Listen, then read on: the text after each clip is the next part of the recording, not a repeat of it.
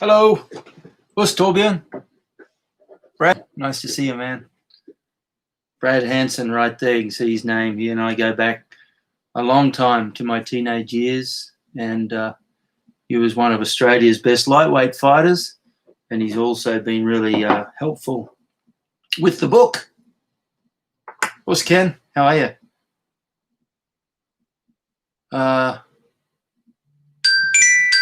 Whoops. I think did I get a payment for you? I think I got a payment for you, Ken. I'll double check though. Rochelle, good to see you. Happy New Year. Listen, guys, a lot to go over. I want to actually go over some nice cautionary stuff and things like that, and all that stuff. But one of the big problems that I had is my brand new computer died. Oh, how about that? I'm glad it died now and not 6 months down the track. So I learned a lesson. Going to cut my losses. Can anyone hear me? I'm getting bars saying that I'm getting sound. How's the sound? Good or bad? Hey, Gaz, good to see you. Marco, us. Bill, us. Good to see you, Bill. Sound good? Yep. I think it's you, Torbjörn. Just on you, yep.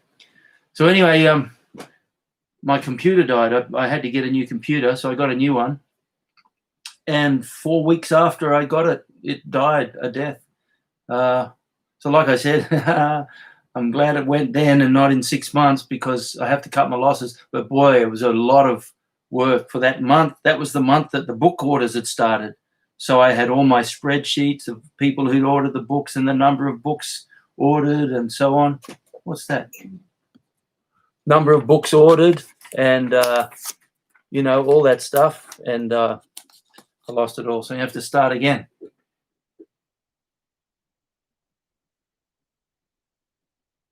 Yeah, if they may not have taken it out of your account, Ken. If they didn't, that's a good thing. But of course, there's TransferWise and there's Stripe and all that. I've got to tell you something, guys. If you don't have a TransferWise account and you transfer money, gee, it's good value. I'll tell you what happened. Us, Tiberia, good to see you, man. As you can imagine, I transfer a lot of money, especially with the book. And one of the payments, I was talking to Brad about this last night, actually. One of the payments I had to make for the book, it cost $40 plus about $350 to $400 lost in exchange fees. And I used TransferWise, and I sent an amount which was roughly about half that. And the entire thing cost me $4.25. So TransferWise the go. If you use international funds, if you transfer international funds, or if you go to transfer international funds, make sure you try TransferWise because it's really good. I'll put the link here for you.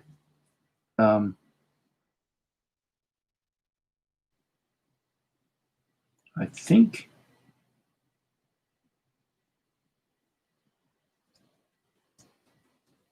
that might be the link. Otherwise, it'll be the link too. But anyway, the point is, if you transfer funds, look at TransferWise. So anyway, Happy New Year, everyone. Hope you had a good time. It was good to see everyone. Brandon, Brad, can't trust those foreign exchange dealers. Yeah, you can talk. Mike, how are you? Good to see you. Aquí vas, I was just thinking before, every year I finish the year by reading a particular book, and I start the year by reading a particular book. That book's the Autobiography of the Yogi, but I'm reading other books as well. And here's one I'm reading the Autobiography of the Yogi in Japanese to help my Japanese, but I'm also reading this. Musashi. You've probably read it. I've read it. I had the first copy in Australia. I remember a mate of mine worked for the company that distributed them in Japan. When his dad came out in 1981, he grabbed one for his off the pre release pile at his office and brought one out for me for my showdown. But the other one I'm reading is your book, Mike. I'm reading Redemption. Good on you for writing a book like that. I got to tell you, it takes a bit of courage to talk about challenges like that. So good on you, Mike. I'm reading that and I'm enjoying it. My life was clearly very vanilla compared to yours. The worst thing I ever did was, I think, throw sand in someone's face and run.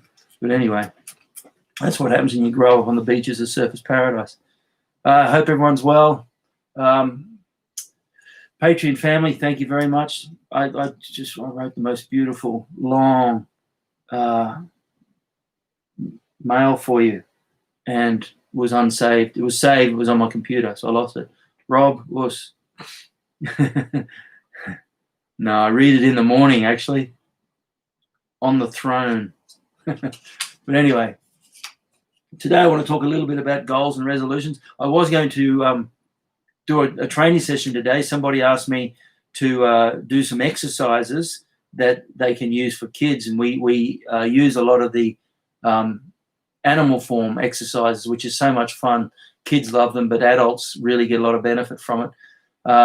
But I don't have I'm sitting here with, as you can see, the format of this thing is so different. I'm sitting here with my big 27-inch desktop computer. I don't have my laptop. It's dead. I've got to go and replace it tomorrow. So that means that I'm not able to get downstairs into the dojo. But next week I'll do a training session for sure. But so today I thought I'd look at goals and resolutions, mainly because at this time of year, everybody's setting goals. I figured that 97% of the world set New Year's resolutions and 97% of the people who set them don't see them after the first month. So anyway, I think there's a good reason for that, and I don't think there's anything wrong with it. Some people say, oh, why even bother? But the fact of the matter is, I think it's a great opportunity to set goals. You just got to make them. You got to set them in a way that really work, you got to stick to it. That's all. So that's the best goal to have. Oh God, please give me stick-to-itness. I need some stick-to-itness so I can stick to my goals for more than 3 days. That's, you've got to get through that first. I always say you got to get through the first 4 days. Once you get over the first 4 days, then you get over the first 4 weeks. And if you can get over the first 4 weeks, it's a bit of a cruise to the first 4 months, but you have to maintain the energy. But if you can see a goal daily for the first 4 months, you can pretty well establish it for a long, long time. Okay, I was going to say for life, but life is fickle. But anyway, so who hands up if you do, if you set New Year's goals, and keep them up if you set goals and you haven't seen them through. That's everyone. Well, it's me anyway. So we'll talk about that. But I think the main reason is because we disconnect them from our core values. Mine is to save time and eat healthy fish and chicken to combine both goals. I'm not.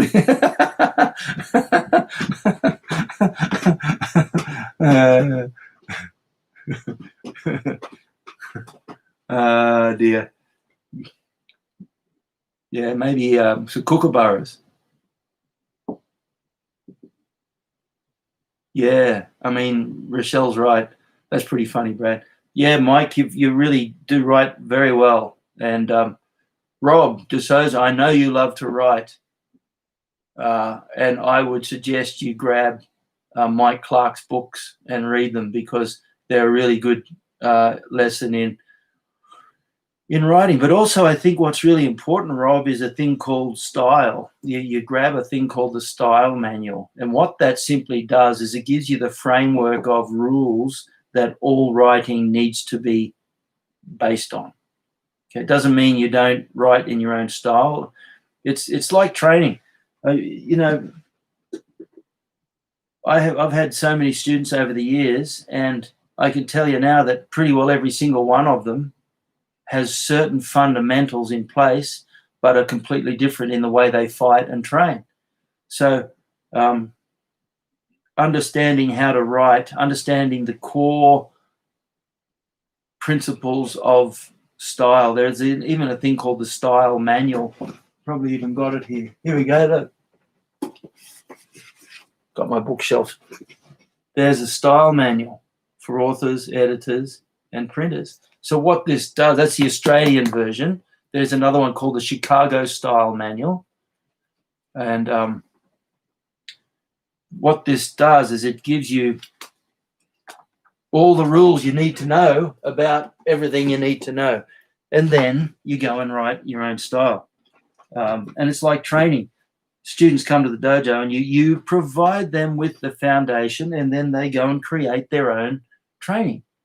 And it's like, how many chefs in the world have gone through cooking school and learned the same rules? That doesn't go with that. That doesn't go with that. But then you look at the incredible creativity amongst chefs. So in Japan, they say a chef will learn, the first thing you learn is how to cook rice. Everyone learns how to cook rice. And then they go away and they create their own recipes with that rice. It's the same with training. And goal setting, resolutions are very similar. You have to base them on principles that allow them to work. And one of the most important principles is just basically connecting your goals to your core values, and the core values are what matters most. I used to, I still have, but I used to do it more when I was working with footy teams and so on. I had a manual. Actually, I had 5 manuals called the VCA Blueprint. And the VCA stood for Values Centered Action. Because what I realized very quickly is, unless your actions are connected to your values, then what happens is everything becomes disjointed. And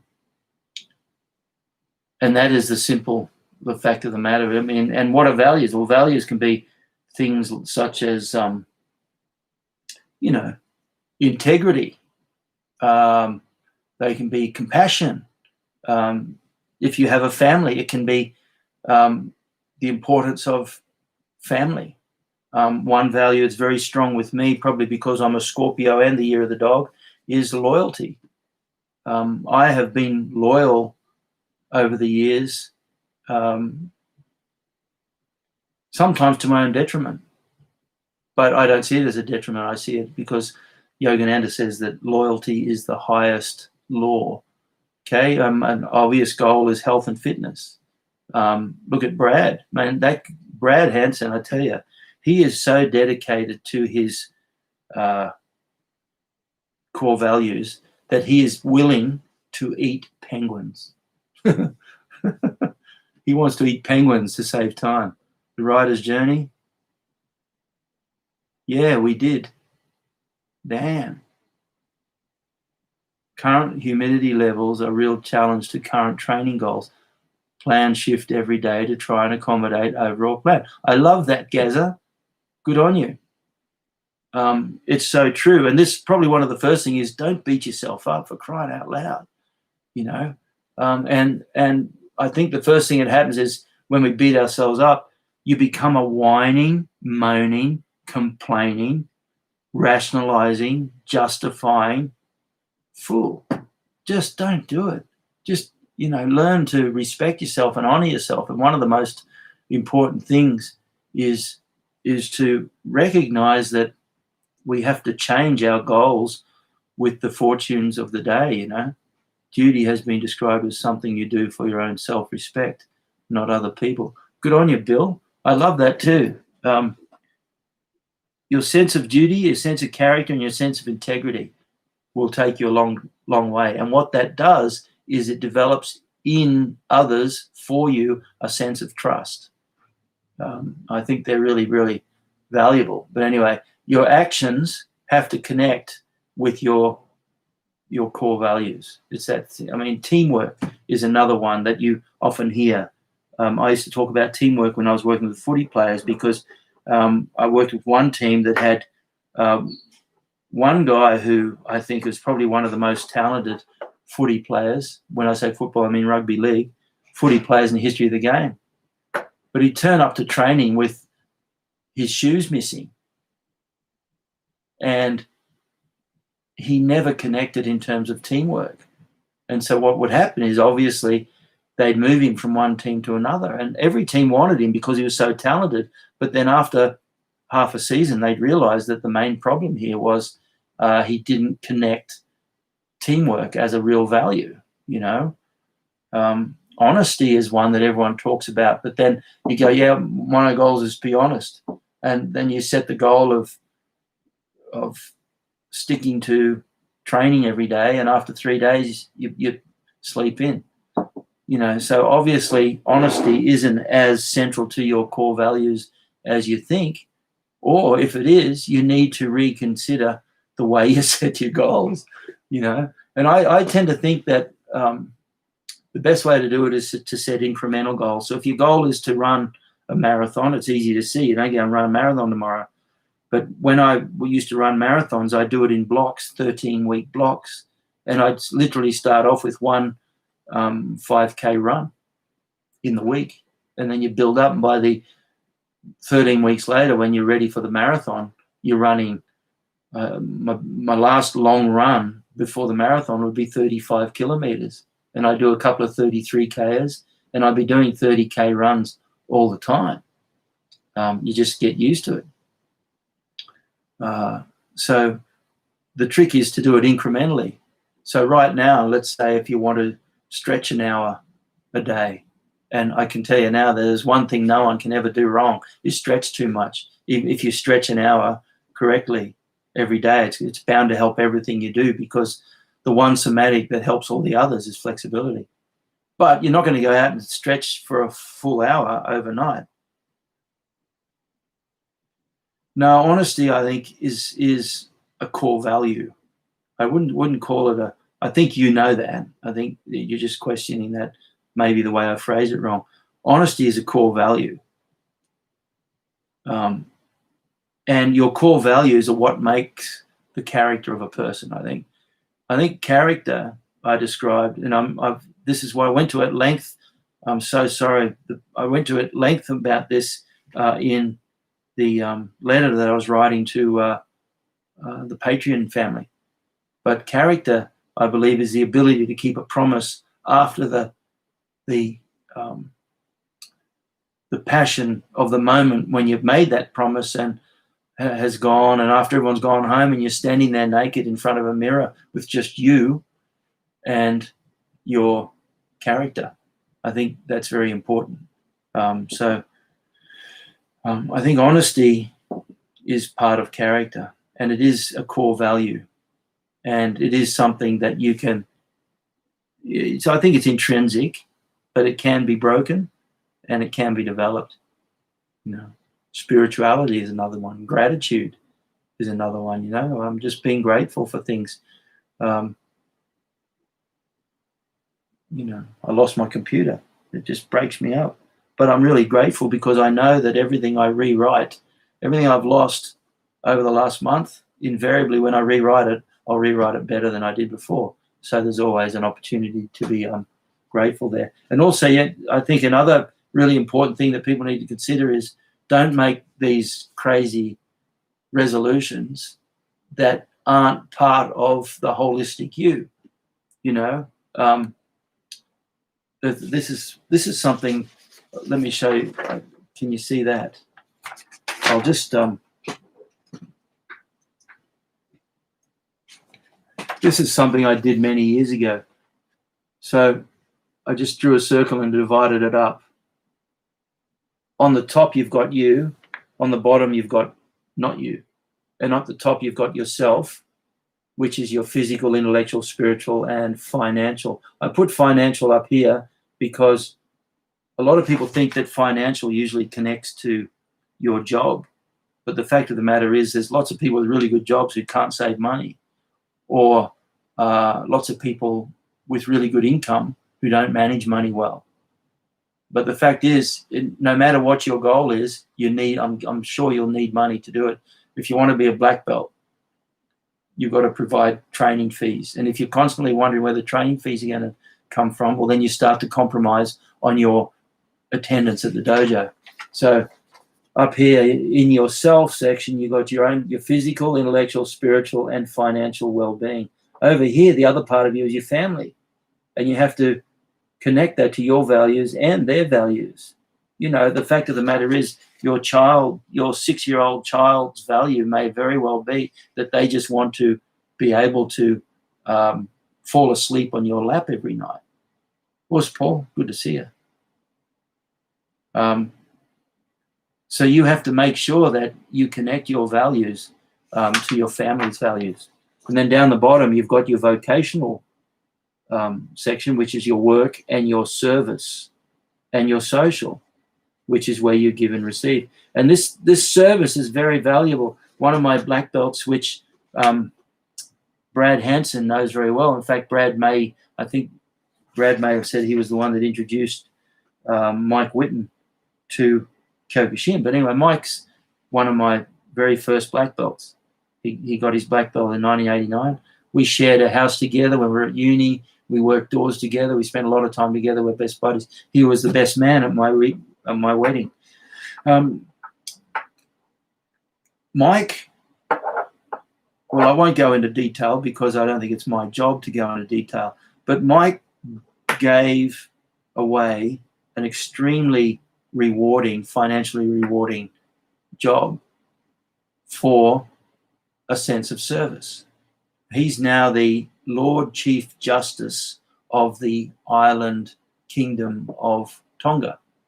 He went from being probably one of the highest paid barristers in Australia, put that aside, and took a monstrous drop in income so that he could go and exercise his sense of service to people, and he took this job in Tonga. Okay, so that's what it means when I talk about your sense of service in your vocation. Okay, I know that if you're a karate instructor, and if that's your full-time income, then very well you have a sense of service because you realize that the amount of time and energy you put in is never it's never in accord with the amount of hours that you put in. And then your social too. I mean, you have social responsibilities, you know. Sometimes you just need to give your energy, but also you need to have the self-respect to be able to receive good energy from people as well. Horse Jim, how are you? I think too few focus on what they want rather than what they have, what they would do rather than what they're doing. They seem to set life. Yeah, that's true, and that's why I think I'm glad you said that, Mike.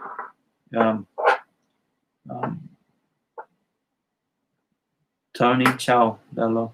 I always look at resolutions and goals as milestones on a journey. And when I was a little boy, we used to drive from Queensland down to Wagga Wagga a lot, which is about probably a 700, 800 mile journey, maybe 1,200 Ks or so. And along the way, you'd seen them coming into town, you'd see the milestones. And a milestone really was a milestone. People who were born in the kilometres era, you see the kilometres ones, but the milestones were that, and you'd have WW 25, WW 24. Well, I think goals should be more like that. It's not the journey in itself. It's just an indicator of your progress. And like Mike says, so many people focus on what they want. And Yogananda says you got to put a hedge around your desires because it's just a fact of life that if you want this pen, and by the way, that's a beautiful handmade pen that was given to me by my buddy Steve. Handmade that himself. But anyway, if I want that pen, I get that pen. And the instant I have that pen, it's out of my mind and I want something else. And I want something else and want something else. Yeah, I figured that that correction. So you've got to put a hedge around what you want and just learn to be deeply, deeply satisfied with what you have. And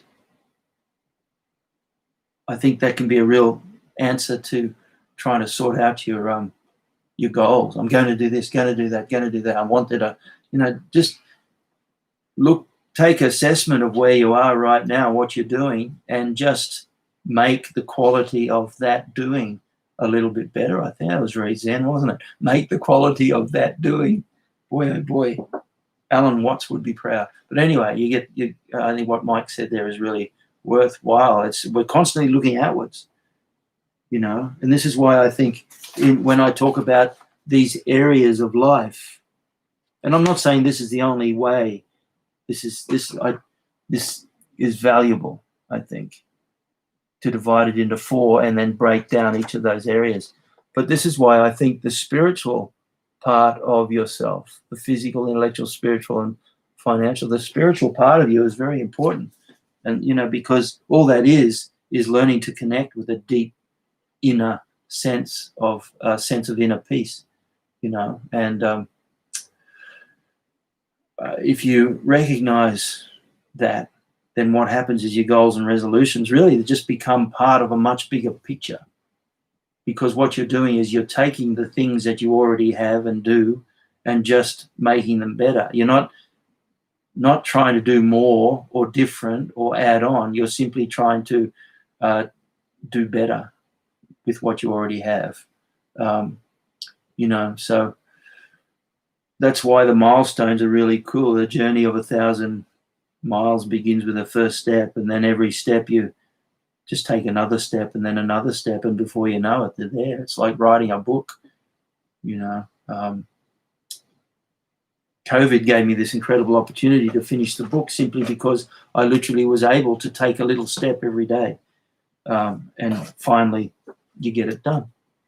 So I think it's really important to keep this holistic approach in mind. You can't ignore any area. You can't be super physically fit but financially insecure.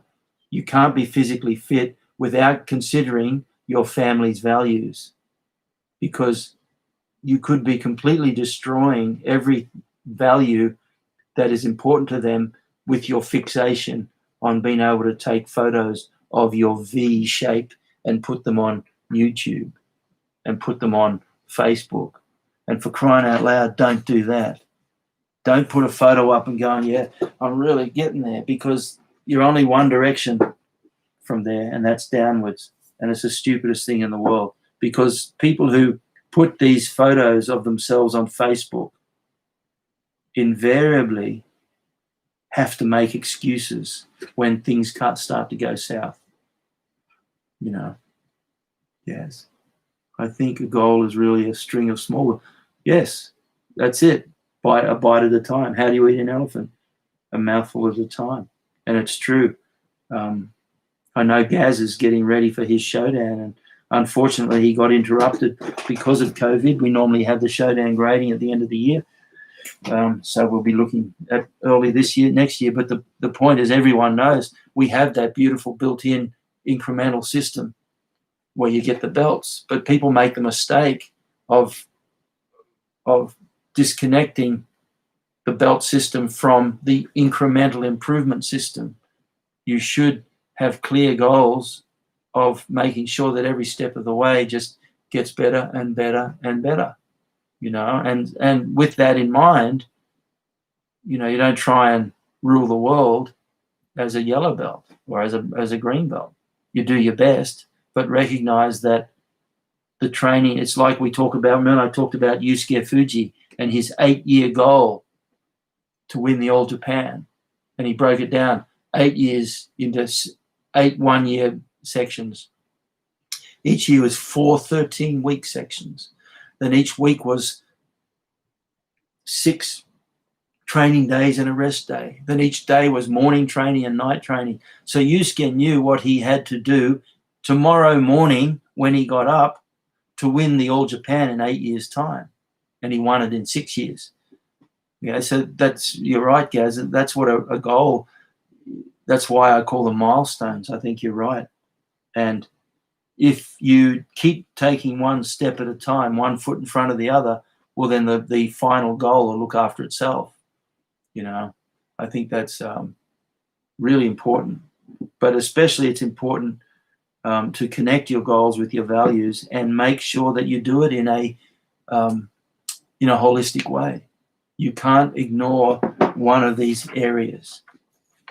You can't ignore your family's values, or you can't ignore your social responsibilities in the effort to, say, become the CEO. I mean, I couldn't tell you how many people who have set incredible goals to become successful in business, but lost their health, lost their families, lost their values, lost their integrity, lost everything. And you can't say that is standard for success in business, because the world is full of businessmen who never compromised. Okay, so clearly there's a disconnect between balancing everything else and the values placed on success in business. So I think that probably is one of the simplest things of all, is don't ignore any area, just to address them all a little bit at a time. And that's the same with training. We're all here because we love martial arts. Excuse me while I sip from my Okinawa mug. Hi there. Can I get a job with, what's this company called? Starbucks. Here we go, Starbucks mugs. It's easy to be daunted by the depth of the choices we have to make in life. Sometimes this is why we have karate have something of great value beyond fees and belts and ranks and titles. Oh gosh, very true. The more you do karate, the more grateful you become, because sometimes I watch specials on particular sportsmen in one area, or martial artists in sporting focused martial arts, and after the sporting career, they're often left with a bit of a void in their life, But the martial arts, like Mike says, it centers. It gives you a centered equilibrium. It allows you to take a breath and simplify a lot of things in your life that you get value from. So I think that's very important. So in training too, don't try and eat the elephant in one big mouthful.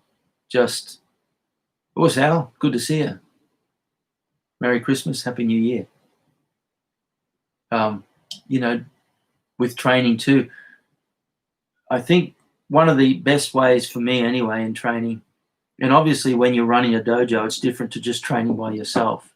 It's very easy to set incremental, realistic goals by yourself. But when you run a dojo, sometimes you get a little confused that you have to do everything. But what we do in the dojo is we actually break things down. We bunkai its ass. We break things down, and we'll look at the different areas we have to address, and then we'll just choose one or two points, and we'll work on those one or two points for a 3-month period. Break it down a month at a time, perhaps. But it may be, for example, you're working on a particular kata. You might just take one single kata for that 3 months.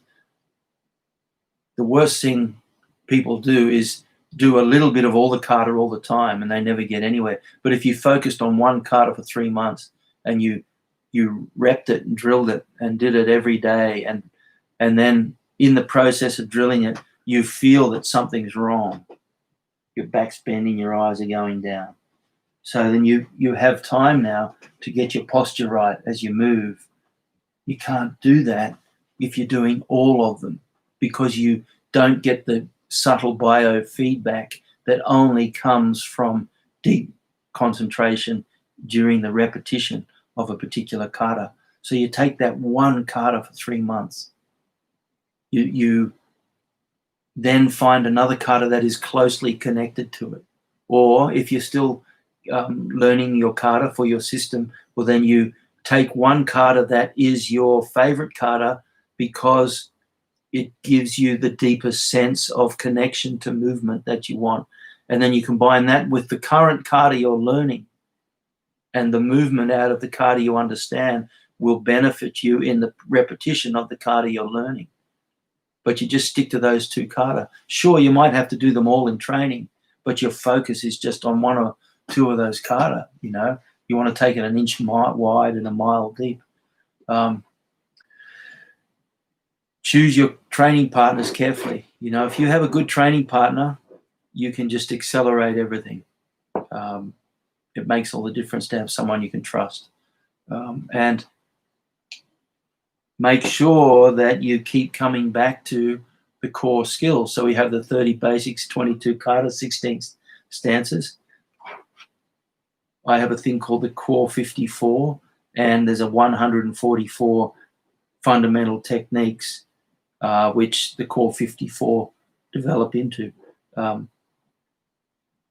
That's not a lot, when you think of the thousands of permutations and possibilities that we have.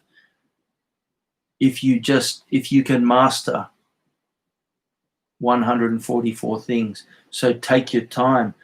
Anybody who comes from a good dojo then goes and visits a dojo where the focus is slightly off, you'll see people who are 2nd, 3rd, 4th, 5th, 6th dans even, who still haven't learned the most basic. They haven't mastered the most basic fundamentals. So you have to base everything on that core fundamental foundation of good solid technique, and then everything else comes. So that's why when we're working with the Kumite guys, we spend so much time just working on the fundamental structure, your gaze, and we call this the default position. We call it default position because default means it's what you come back to every time. So your combination might ba ba ba ba bam, big roundhouse kick, spin back, bang, and then back to default. You hit, boom, boom, you defend, and then back to default. Now, if your default is wrong, you're never going to be able to get past a certain point. Love the mug. Discover the website, the Okinawan branch of Sokyokushin. Yes. Mensore. Indeed. Thank you. I've got to work on my Uchinaguchi. Is that correct? Uchinaguchi? My Okinawan language. But yes, indeed.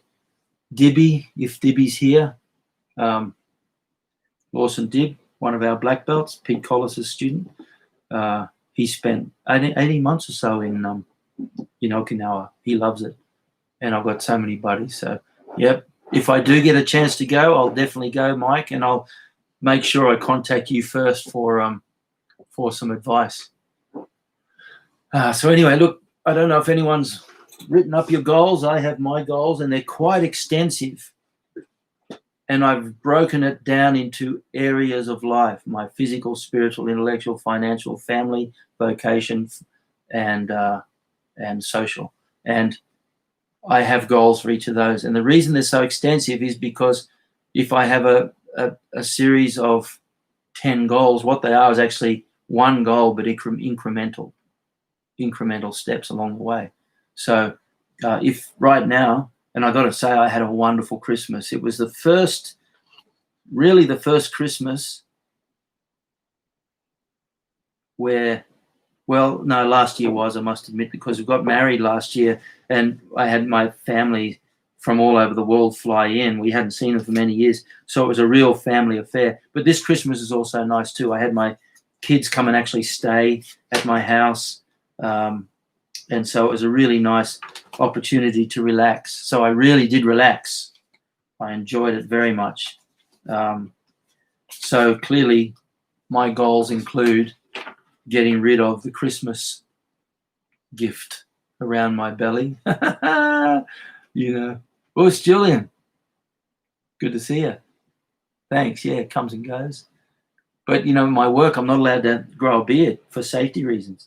And now that I've been laid off at least until July or so this year, I've had an opportunity to grow a beard.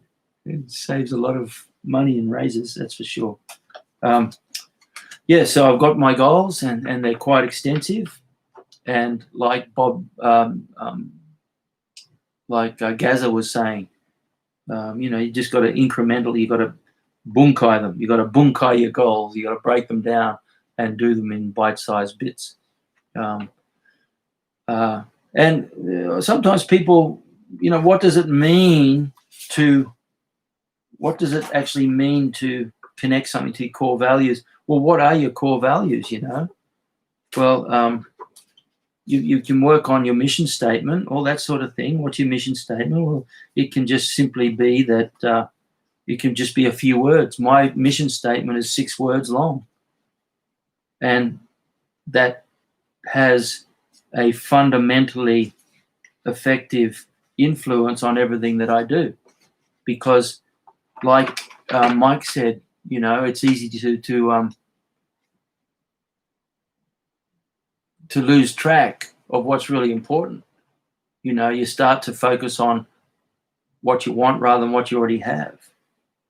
Or by coming back to your mission statement all the time and asking yourself, is that thing that I'm hankering after right now because I've seen that Dick Smith or Kogan have it on a 50% special and I really, really, really want it badly? Well, you may not really want it. You may not even have thought about it until you saw it, But by having a clear mission statement about the things that are genuinely important in your life, well, then you can keep coming back to that and connect the two. If that thing that you suddenly desire is not connected to your mission statement, your core values, it's very easy to just go, well, I don't need that, and move on, What's Tigray? Good to see you. No worries. Nice to see you. So anyway, I think we've had some great discussions, and people have put some great information up there about setting goals and so on. But I think the most important thing is, first of all, put a hedge around your desires, like Yogananda says. Don't constantly want more and more, but more to the point is analyze what you already have and make that more worthwhile. The other thing is set incremental goals, be realistic. And here's something I always used to say to people. It's like packing. My mum used to say when you're packing for an overseas trip, you pack the absolute bare minimum, then you leave half behind and you've still got too much.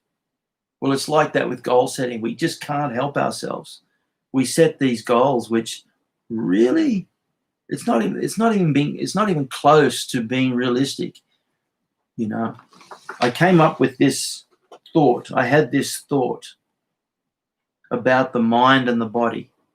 The body is treacherous but honest. The mind is loyal but deceitful. And what does that mean?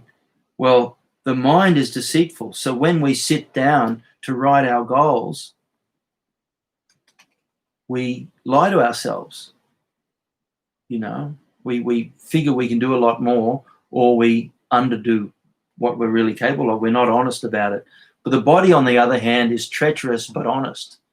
And by treacherous, I mean, if you're in your 40s and 50s, you think back to your 20s, all those 175 kilogram deadlifts and 120 kilogram squat, bench presses, and 140, 150 kilogram squats, and the 100 push-ups on 3 fingers, and all those things you used to do in your 20s, your body's gone. No. The body's given them away a long time ago. Your body is treacherous. It won't wait 1 second. But it's honest too. And if you want to know how honest it is, just take a look at yourself in the mirror. Like I said, character is being able to keep a promise after you've made it, when everyone else has gone home, whilst you're standing there naked in front of a mirror. Well, the body is honest. And if you listen to the mind will tell you, you don't have to do this, you don't have to do that. You've got a 6 down around your waist, so you're better than that guy over there.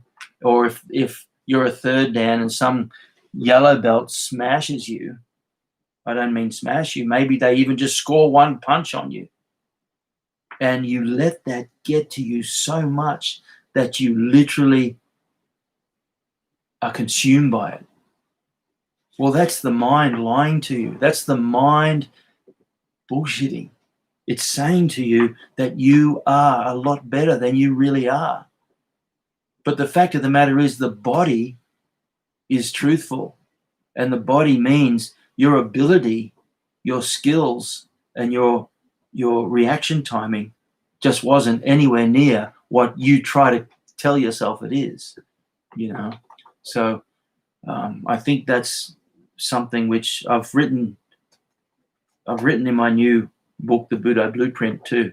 I did a section on the treacherous but honest body, the loyal but deceitful mind, and if you recognize that fact, you learn what to listen to. Don't listen to the mind, just listen to the body's feedback when you try and pump out 400-meter sprints and you can't even run because your knees are gone and everything's shot.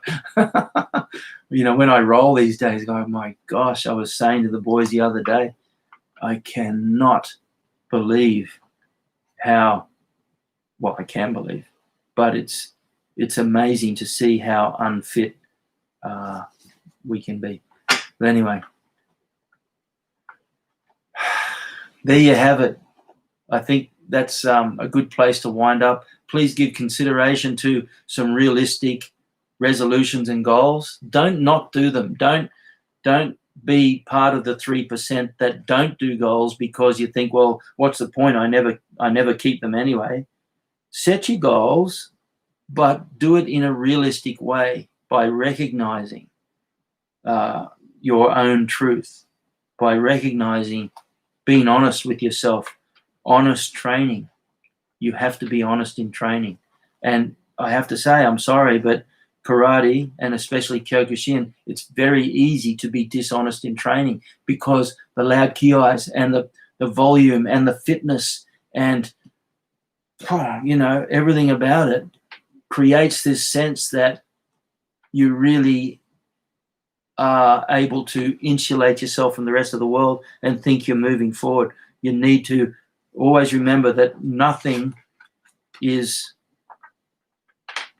worthwhile unless it's compared or unless it's related to a non-compliant opponent whose objective is to hurt you. Then and only then can you start to ask yourself realistically. And if you want to know what really is unrealistic, just go and ask someone to teach you how to defend against a knife. My God, what a mess. Hey, Daniel. I'm not sure if I saw you there before, but I was thinking of you before. But anyway, good on you. Thanks, guys. I really appreciate you coming along. Happy New Year. Let's make 2021 a beauty. Who knows what's happening with the lockdowns? Look at Japan is in strife. Japan is in big trouble. Tokyo's gone nuts with COVID infections. The UK is in lockdown again. Even Brisbane in Queensland is locking down from 11 minutes. In 11 minutes today, 4 p.m., it's locking down until Monday at 4 p.m. because one person who got the virus unknowingly was a transmitter. And it was almost like if you wanted to create the worst possible COVID scenario, what would you do? And that person did it. It's like she had a mission, even though I don't believe that she was conscious of it, but she went to the most populous places and she wandered around and walked around and went in shops and out of shops and just, when they followed where she went since she got infected. Oh my gosh. So the whole city's gone to lockdown. New South Wales and Victoria. What's it like where you are, Daniel? But anyway, listen, everyone, please be careful. Take your time. Set your goals. Don't just write them down on a piece of paper. Take your time. Understand your core values. What does it mean? Because your core values drive everything you do. I have a thing called the fulfillment map, the VCA, which is Value-Centered Action Fulfillment Map. What happens is your core values drive your actions.